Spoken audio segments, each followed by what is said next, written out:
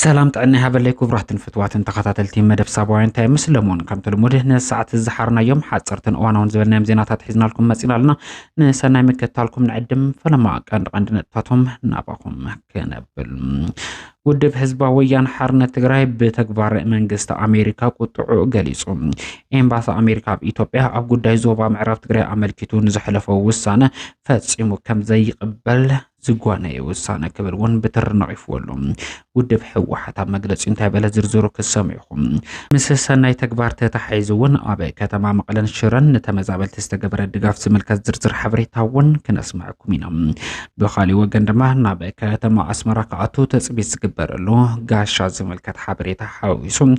بولس فتون سنة أبوي إثيوبيا هيوت محلافو سعبو نبوز حز حزنا زينا أنت يمثل بزرتنا بهم كنبلنا لايك كومنت شير سبسكرايب مقبرك الزنقوم ببزلهم سنة صاني هتك برلنا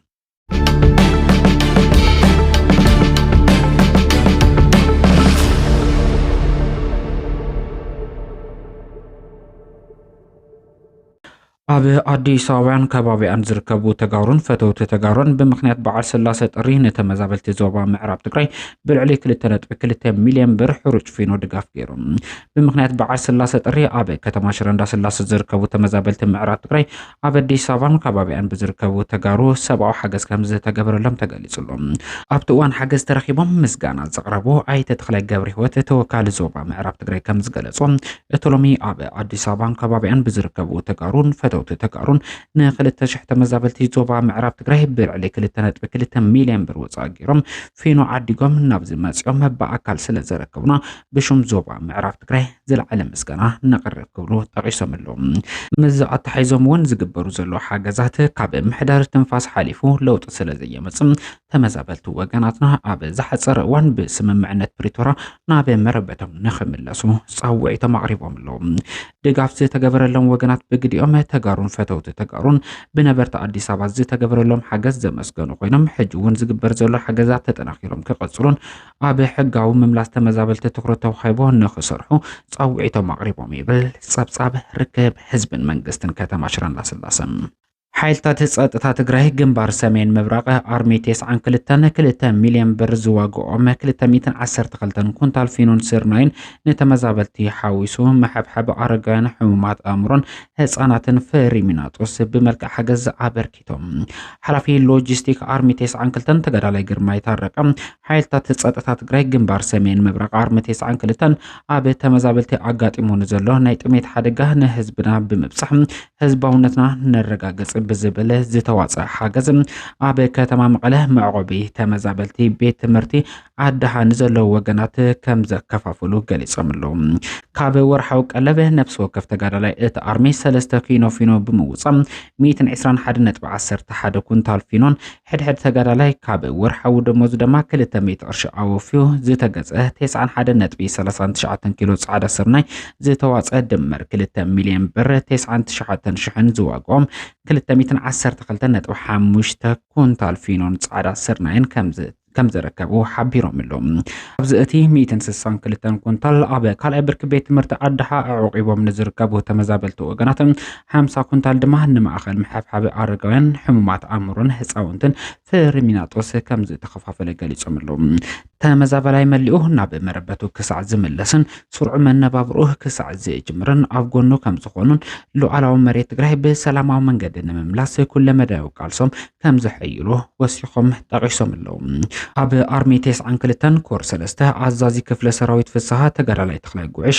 ምርግጋጽ ግዛኣታዊ ሓድነት ትግራይ ንምምላስ ተመዛበልቲ ወገናትና ዓቢ ብሄራዊ ውራይ ሓይልታት ጸጥታ ትግራይ ምዃኑ ጠቂሱሎም እዚ ህዝብ እዚ መስዋዕት ዝኸፈልናሉ አካልና እውን ዝጎደልናሉ ክሳዕ ሕዝውን ንቃለሰሉ ዘለና እዩ ክብል ዝጠቀሰ እንትኸውን ግን ቀዲሙ ብሰላሕታ ይሓለቕን ይመውትን ስለ ዘሎ ተሪፉና እንተይኾነስ ህይወቱ ክድሕን ካብታ ዘለትና ንምክፋል ዝገበርና ሓገዝ ክብል ጠቂሱሎም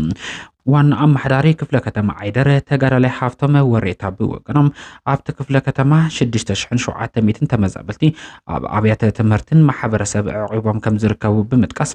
ዝግበረሎም መንግስታዊ ሓገዝ ግን ኣብዚ እቶ ዝበሃል ኣይኮነን ክብሉ ገሊጾም ኣለዉ። ዓይልታት ጸጥታ ትግራይ ግንባር ሰሜን ምብራቅ ኣርሚ 92 ንጋደለሉ ዘለና ህዝቢ ንሕና እናሃለና ኣይሃለቕን ኢሎም ዝገብርዎ ሓገዝ እውን ኣመስጊኑሎም። ህዝቢ ትግራይ ፍትሓውን ሕጋውን ሕቶ ብሰላማዊ መንገዲ ሓቲቱ እምበር ዜናቱ ኣይደልየን ዝበሉ እቶም ኣማሕዳሪ ከም ተጋሩ ዝኾነ ይኹን ፖለቲካዊ ኣፈላላይ ዋላ እኳ እንተሃሎ ኣፈላላይና ኣጽቢብና ኣብ ብሔራዊ ጉዳይና ብሓባር ክንቃለስ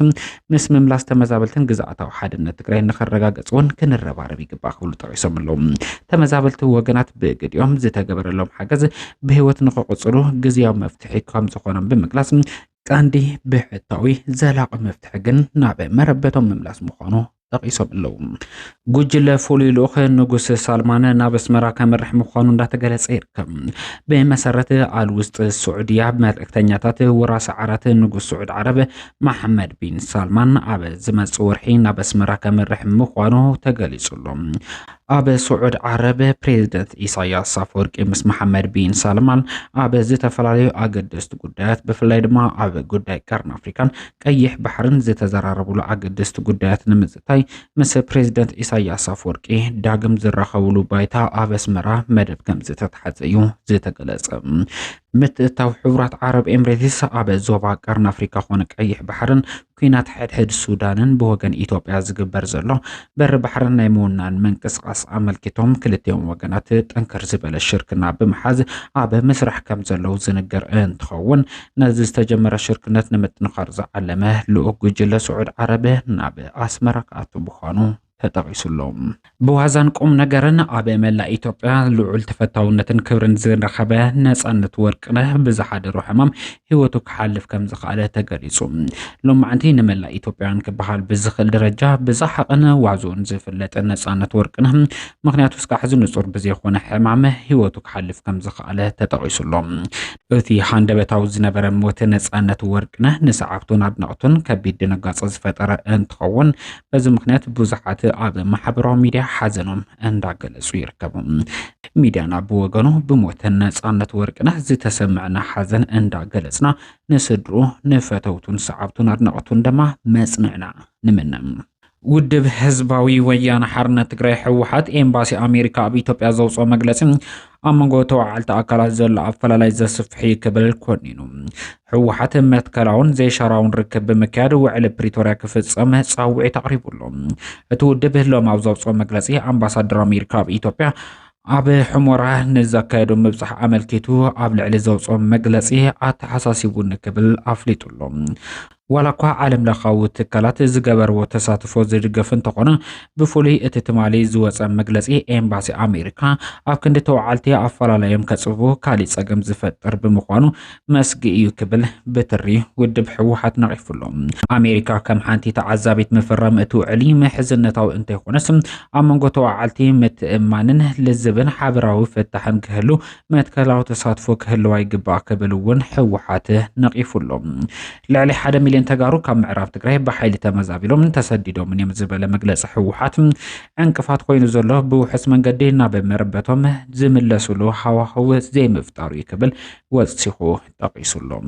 እዚ ከምዚ ኢሉ እናሃለወ ህዝቢ ኣቀዲሙ ዝብል ቁንጹል ዘረባ ድሕንነትን መሰልን ተመዛበልቲ ዘይሕሉን ብሓይልን ምፍራሕን ወራርን ዘላቒ ፍታሕ ስለ ዘይመጽእ ገዛእ ዛዕባ ውዕሊ ፕሪቶርያ ዝኾነ ተፈጻምነት ሕገ መንግስታዊ ስርዓት ክግበር ኣለዎ ክብል እውን ኣገንዚቡሎም። ዘላቒ ሰላምን ፍትሕን ኣይነጻጸልን ኢሉ ይኣምን ዝበለ መግለጺ ውድብ ህዝባዊ ወያነ ሓርነት ትግራይ ተሓታትነት ምኽባር መሰላትን ገዛኣይነትን ሕገ መንግስታዊ ዓንድታት መሰረት ዘላቒ ሰላም እዮም ክብል ጠቂሱሎም። ስለዝኾነ ብዝኾነ ኣካል እንኮላይ እውን ዓለም ለኻዊ መሻርክቲ ዝወፁ መግለጽታት ምትእማን ዘጉልብቱ ኣራማይ ተሳትፎ ኣብ ዝጠልበሉ እዋን ኣለና ክብል ወሲኹ ኣነጺሩሎም። ዋላ እኳ ከምዚ ዝኣመሰለ ስክፍታታት እንተሃለወ ኣብ መንጎ ተዋዓልቲ ፖለቲካዊ ዘተ ክህሉ ንሙሉ ትግበራ ውዕል ፕሪቶሪያ ንጹር መፈጸም ትልሚ ክህሉ ተበግሶና ንገልጽ ክብል ውድብ ሕወሓት ጠቂሱሉ